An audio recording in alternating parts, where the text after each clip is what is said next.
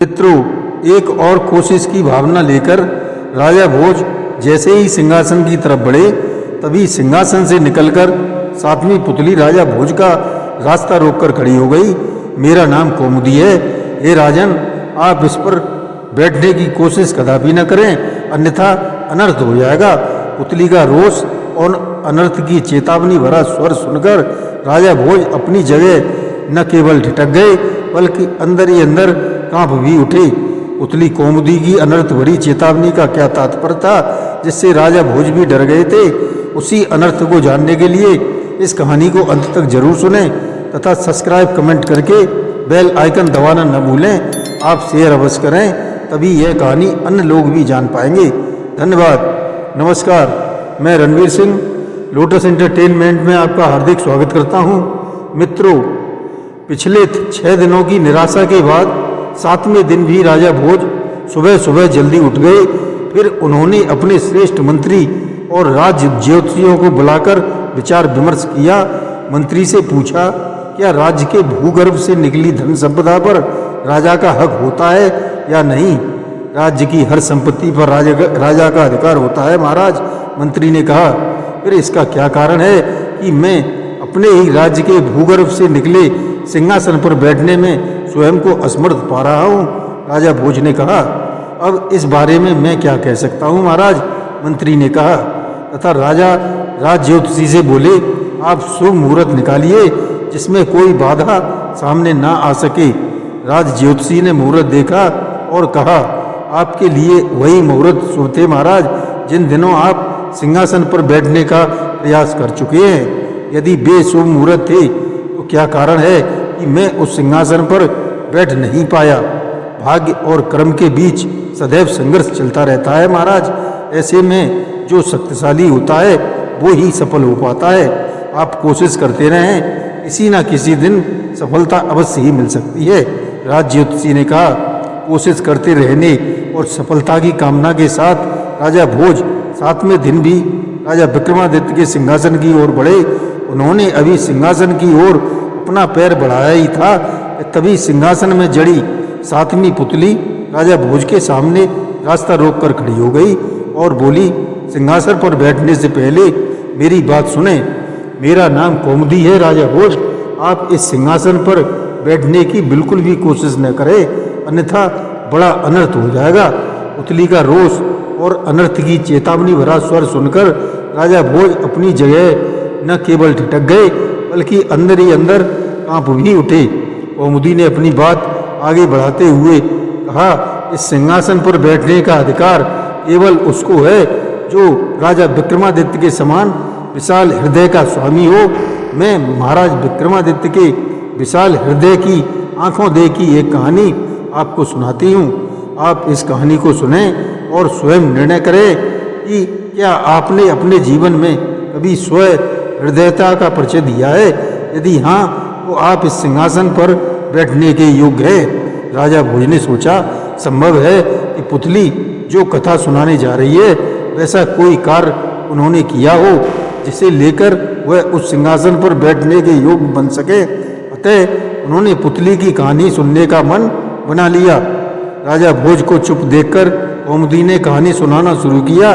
एक दिन की बात है कि राजा विक्रमादित्य अपने शयन कक्ष में सोए हुए थे कि अचानक आधी रात के समय उनके कानों में दूर से आता हुआ रुदन का स्वर सुनाई पड़ा। विक्रमादित्य एकदम से उठ बैठे। मन में सोचा, उनके राज्य में ऐसा कौन है जिसे रोना पड़ रहा है? ध्यान देने पर पता चला कि वह स्वर क्षिप्रा नदी की ओर से आ रहा था और किसी स्त्री का था। राजा ने तुरंत ही अपना बिस्तर छोड़ा, कपड़े पहने, तलवार कमर में बांधी और नदी की ओर चल दिए।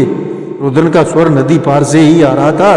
राजा विक्रमादित्य ने बिना कुछ सोचे तुरंत नदी में छलांग लगा दी और तैरना शुरू कर दिया। उन्हें दूसरे किनारे पर पहुंचने में जरा भी देर न लगी। स्वर की दिशा में बढ़ते बढ़ते वह उस जगह पहुंच गए जहाँ घने पेड़ों के बीच एक स्त्री घुटनों पर सिर रखकर सुबक रही थी। राजा विक्रमादित्य उसके पास पहुंचकर बोले, हे देवी, तुम्हें क्या दुख है? क्यों इस निर्जन स्थान पर बैठी इतनी रात गए विलाप कर रही हो? उस स्त्री ने आंसुओं से भीगा चेहरा उठाया और बोली, मेरा दुख जानकर तुम क्या करोगे? यदि मदद करने का वचन दो तो बताने का लाभ भी है। क्यों नहीं, मैं तुम्हारी मदद अवश्य करूँगा। मैं यहाँ का राजा विक्रमादित्य हूँ, मेरी बात का तुम विश्वास कर सकती हो। वह स्त्री उठ खड़ी हुई।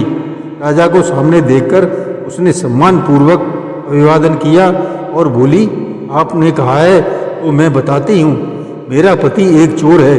चोरी के अपराध में पकड़े जाने पर नगर कोतवाल ने उसे पेड़ पर टांग देने की सजा सुनाई है। वो पेड़ पर रस्सियों में जकड़ा लटका हुआ है। क्या तुम्हारे पति के साथ अन्याय हुआ है? यदि ऐसा है तो मैं इस पर विचार अवश्य ही करूँगा। मैं ऐसा नहीं कहती कि उसके साथ न्याय नहीं हुआ है। मैं स्वयं मानती हूँ कि वह एक चोर है, उसे चोरी की ठीक ही सजा मिली है। लेकिन राजा के साथ यह तय नहीं किया गया कि उसे भूखा प्यासा मरना होगा। जब तक उसके शरीर में जान है उसे अन्न जल तो मिलना ही चाहिए। हाँ, यह तो है, राजा ने कहा।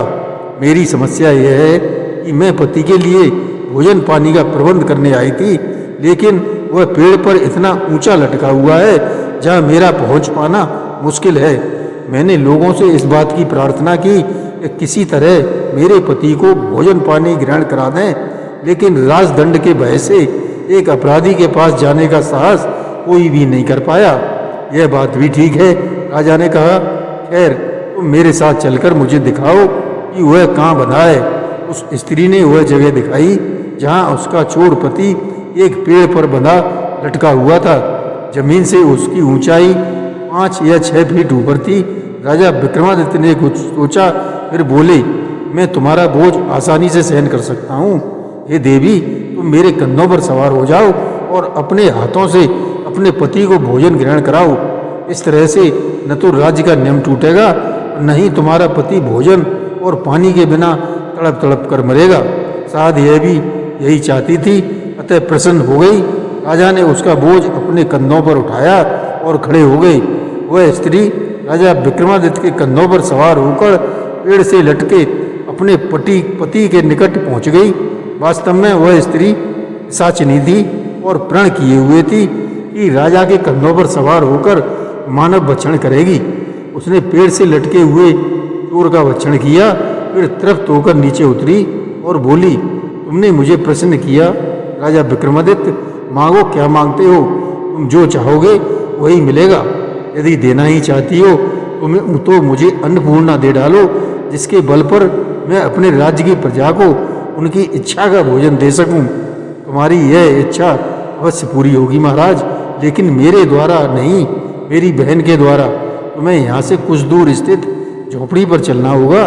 वहाँ मेरी बहन रहती है जो अन्नपूर्णा की स्वामिनी है। उससे कहकर मैं अन्नपूर्णा दिलवा दूंगी। राजा स्त्री रूपी उस पिशाचिनी के साथ नदी के किनारे स्थित एक झोपड़ी के सामने पहुंची।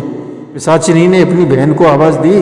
झोपड़ी का द्वार खुला और उसमें से निकलकर एक सुंदर स्त्री सामने आई। पिशाचिनी ने उसे राजा विक्रमादित्य का परिचय देकर अपने साथ किए गए उपकार की बात बताई और कहा, अन्नपूर्णा के सबसे बड़े अधिकारी राजा विक्रमादित्य हैं, इन्हें अन्नपूर्णा दे दो बहन। पिशाचिनी की बहन ने उसकी बात मान ली। फिर सुंदर पात्र राजा को देते हुए बोली, इसमें जब भी जो भी स्वादिष्ट व्यंजन की मांग करोगे यह तुरंत ही इच्छा पूरी कर देगा। राजा विक्रमादित्य अन्नपूर्णा का पात्र लिए हुए प्रसन्न होकर अपने राजमहल की ओर लौटने लगे। तब एक रात बीत चुकी थी, सूर्योदय होना आरंभ हो गया था। राजा को रास्ते में एक साधु मिला। उसने राजा को रोककर कहा, साधु को भीख दे दो, भोजन कराओ, कल्याण होगा। राजा विक्रमादित्य ने सोचा, अन्नपूर्णा पात्र की परीक्षा कर लेनी चाहिए। उन्होंने अपने हाथ का पात्र सामने करते हुए कहा, हे अन्नपूर्णा पात्र, साधु की इच्छा का स्वादिष्ट भोजन इनके सामने पेश करो। राजा के मुंह से बात निकली ही कि साधु के सामने उसकी पसंद के स्वादिष्ट व्यंजनों की थाली सजती हुई आ गई। साधु ने इच्छा अनुसार भोजन किया और तृप्त होकर राजा को आशीर्वाद दिया। आपने अभी भोजन ही किया है महाराज। राजा ने साधु से कहा, भोजन के बाद आपको दक्षिणा देना भी मेरा धर्म है। बताएं, आप दक्षिणा में क्या लेंगे? साधु अन्नपूर्णा पात्र का चमत्कार देख चुका था। उसने राजा के मुंह से दक्षिणा की बात सुनकर कहा, यदि आप दक्षिणा में कुछ देना ही चाहते हैं तो हे महाराज, मुझे अन्नपूर्णा पात्र ही दे दें, ताकि जब कभी भोजन की आवश्यकता पड़े मैं इस पात्र से भोजन मांग लिया करूं। मुझे किसी अन्य के सामने भिक्षा मांगने की आवश्यकता ही न पड़े। यह सुनकर राजा विक्रमादित्य मुस्कुराए और अन्नपूर्णा का पात्र साधु को दक्षिणा के रूप में सौंप दिया। यह कहानी सुनाकर पुतली कौमुदी बोली, हे राजा भोज, यदि आपने हमारे राजा विक्रमादित्य की तरह विशाल हृदय होने का कभी परिचय दिया हो तो आप अवश्य ही इस सिंहासन पर विराजमान हो जाएं। इतना कहकर पुतली सिंहासन में अपने स्थान पर पहुंच गई और कुछ ही क्षण में असमंजस में पड़े रहने के बाद राजा भोज निराश होकर अपने महल की ओर लौट गए। जय श्री कृष्ण।